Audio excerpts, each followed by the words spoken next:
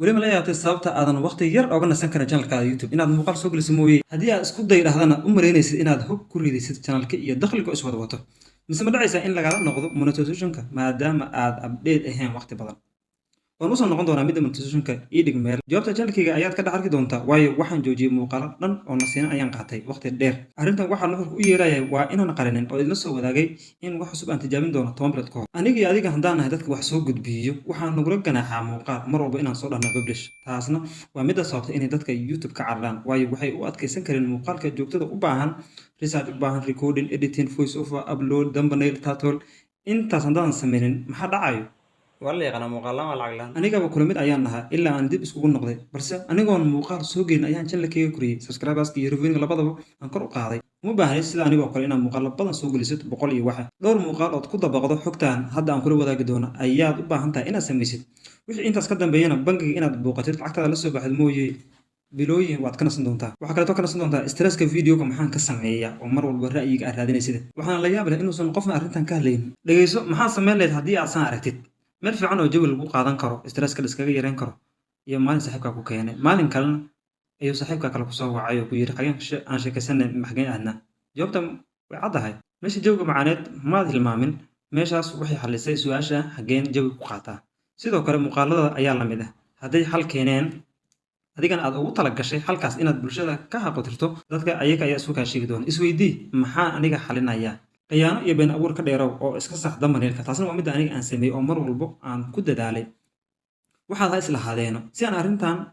25% aan ugu guulaysto waxaan isku haleynayay inay dadka ugu soo noqdaan daawadaana videoga aan soo geliyay muuqaal kasta waxaan siiyey ahmiyadda ah hal qof inaa wixiisa ka hadlayo qof kastoo daawado oo qof kale uu la wadaagi doono taasna si qofkii daawado oo qof kale oo la wadaago taasna waa mid aan isku haleynayay xaqiiqadii su-aasha ayaa ah maxay dadka igu soo noqonayaan oo videogii aniga aan sameeyey intay mar daawo haddana isla muuqaal kale oo ugu soo noqonayaan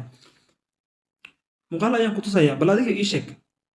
midka daawan lahayd labada muuqaal midka daawan lahayd labada midka daawan lahayd adiga hadda ii sheeg midkan hore miya bas waa midkan dambe waayo waxaad arkaysaa labadan inay farqi u dhexeeya mar walbo midna waa clear oo wuxuu micnaha sheegaya bannaanku taagan yahay midna xoogaa waxaad moodaa inuu isku xeesan yahay titleka haddii aad ku qorto thumbnailka waxaad arkaysaa qofkii in micnaha aadan ka dhaadhicin karin wixii sababta meeshan loogu dhufan lahaa ogow waxaynu maraynaa 65% dheeraadka meeshan ka keenay miyaad garanaysaa waa commentiga waayo dadku way kasoo filceliyeen marka micnaha muuqaalkay daawadaan way kasoo filcelinayaan commentiga waa kana qof walba wuxuu leeyahay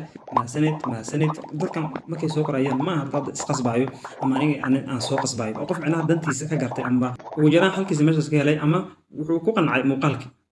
way soo socotaa midda youtube monetization in laga xiraayay haddaad update ahayn balse midaan horta aan ku fahansiiyo ma taqaanaa waxa sababa sidaan hadduu codka eber ahaan lahaa muuqaala soomaalo qof walba iskaga tegi lahaa bedelkeedana saan baa dhici lahayd bedelkeedana sidan ayaa dhici lahayd shaas korle ayaan ooga dhigay oo markii aad dhammaysatay koobka aad garan weyday youtubena waxay arkaysaa qofka meesha imaado soo faraxsan ka tagaya kadibna youtube waxay isleedahay ogow ninkan beertiisa ugu ilaashanaya waardiyu ka hayay